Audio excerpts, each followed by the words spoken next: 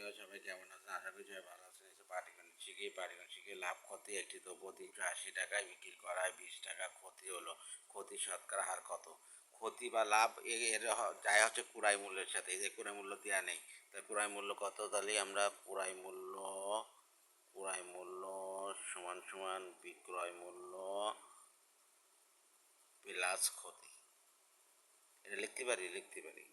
তাহলে বিক্রয় মূল্য কত? বিক্রয় মূল্য হচ্ছে 380 আর ক্ষতি হচ্ছে 20 সমান সমান এত টাকা সমান সমান 400 টাকা।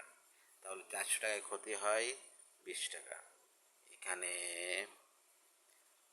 400 টাকায় ক্ষতি হয় 20 টাকা। ক্ষতি শতকরা হার বলতে তাহলে 100 দিয়ে করতে হবে।